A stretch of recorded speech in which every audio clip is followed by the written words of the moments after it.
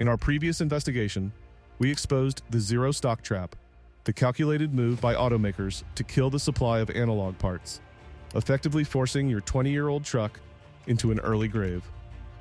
We told you to stockpile while you still could, and the evidence from the factory audit community proves the crisis is already here. Viewer David Heine shared that his 2005 Silverado is currently a lawn ornament because a simple glow plug controller has vanished from every shelf in the country. Graham Verrett is facing the same wall with his 2000 Toyota diesel. The part numbers he needs have been wiped from the corporate databases. This isn't a glitch, it's a starvation tactic designed to brick your vehicle and force you into a 2026 model subscription. But the master mechanics in our comments have identified a massive loophole. When the factory stops supporting the machine, smart owners don't scrap the truck, they bypass the corporation. Today, we are documenting the aftermarket rebellion. We're showing you how mechanics are literally gutting the factory brains, hot-wiring their own controls, and using independent engineering to make their trucks permanently immune to the dealership cartel. The digital decapitation. The brain of your truck is the engine control module. When a 20-year-old ECM finally burns out, the dealership parts counter will give you a sympathetic smile and tell you it's obsolete. They expect you to surrender, but as viewer Stuart Y pointed out, there's a far more powerful option: standalone management. Systems from companies like Holley or Haltech allow you to rip out the decaying factory wiring harness and the dead ECM entirely. When you drop in a system like the Holley Terminator, you achieve total vehicular sovereignty. A standalone system doesn't have a hidden cellular modem. It doesn't report your driving habits or fuel data to a corporate server in Michigan. You own the spark. You own the fuel map. If a sensor fails, you don't need a dealer's permission. You plug in your own laptop, identify the fault, and buy a universal replacement from the aftermarket, severing the transmission umbilical cord. There is a catch the dealers hope you never realize. If you remove the factory computer, your electronic automatic transmission, like a GM 4L60E or a Ford 4R70W, loses its ability to think. It will default to maximum pressure and lock itself in third gear. The blue-collar fix? You install a standalone transmission controller. These small, independent boxes give you manual control over shift points and firmness. Or, for the ultimate act of rebellion, you swap in a heavy-duty manual gearbox with a mechanical clutch. By doing this, you've completely severed the digital umbilical cord. The $5 security bypass. The rebellion isn't just under the hood, it's inside the dash. As automakers discontinue physical ignition cylinders in favor of fragile, hackable smart fobs, viewer Knowles suggested a legendary old-school workaround: the toggle switch. But modern trucks have a hidden trap: factory immobilizers, like GM's VATs or Ford's PATs. The computer is looking for a specific electrical resistance from the chip in your key. If it doesn't see that exact handshake, it kills the fuel injectors. Mechanics bypass this by soldering a 10-cent resistor, matching the key's ohm value, directly into the ignition wiring. This tricks the security module into thinking the factory key is always present. You can then install heavy-duty, marine-grade toggle switches and a push-button start on the dash.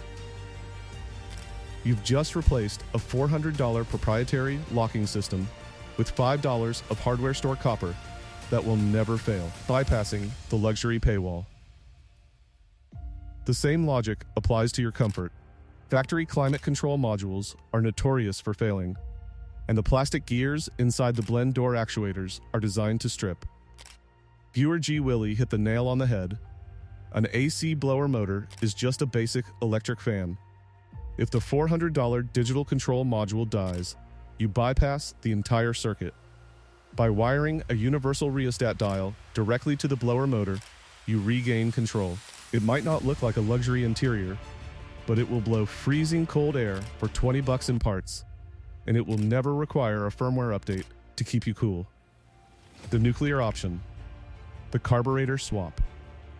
What happens when the electronics are too far gone? When the wiring is dry rotted and the sensors are extinct? You execute the nuclear option suggested by Phantom Charger 568, the carburetor swap. This is the final boss of the right to repair movement. Since you can't easily put a distributor into a modern LS or Vortec block, you have two paths.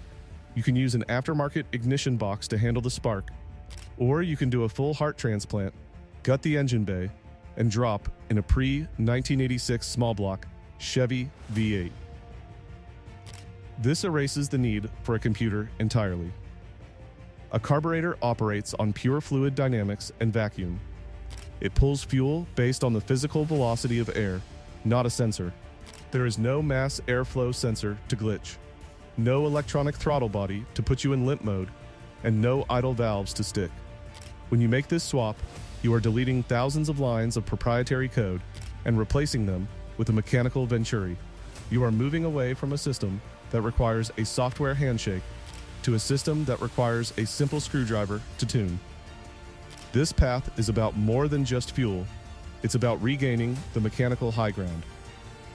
By dropping in a pre-86 small block, you are returning to an era where every single component was designed to be rebuilt, not replaced. You're trading a complicated wiring harness that looks like a bowl of spaghetti for a single power wire to the coil and a mechanical fuel pump. You are stripping away the complexity that the manufacturers use as a weapon against you. They want you to feel overwhelmed by the sensors and the check engine lights. When you go analog, that light never comes on again because there is no computer left to tell you what to do. You are the master of the machine once more. The audit verdict. The automotive industry thinks they have the golden era trucks cornered. They believe that by cutting off the parts supply, we will eventually break and accept a life as digital tenants. They have built an ecosystem designed to expire, betting on the fact that the modern driver has forgotten how to use a wrench. They want you to believe that without their proprietary scanners and their cloud-connected servers, your truck is useless. They have drastically underestimated the American mechanic. At Factory Audit, we believe we aren't just consumers, we are fabricators. We are the descendants of the people who kept tractors running through the Great Depression with baling wire and grit. If the dealer won't sell the part, we'll build it. If the computer dies, we'll wire our own. And if the electronics fail, we'll go back to mechanical iron. We are proving that obsolescence is a choice made by a corporation, but longevity is a choice made by an owner. The aftermarket is the final line of defense against the digital cage. Every time you install a standalone controller, every time you bypass a smart sensor with a manual switch, and every time you choose an analog repair over a digital replacement, you are winning a battle for the right to own your property. The tools to keep your analog truck on the road for the next 50 years already exist. You just have to be willing to pick up the wrench and learn the wiring. What's the most extreme bypass you've performed to keep a truck alive? Have you gone back to a carburetor or built your own ignition system? Drop your stories in the comments. Your ingenuity is the survival manual for the rest of us. We are building an archive of independence here, and your driveway engineering might be the exact solution someone else needs to save their vehicle. If you refuse to be starved out by the industry, hit the subscribe button to join the resistance. Keep your wrenches turning, and we'll see you in the next audit.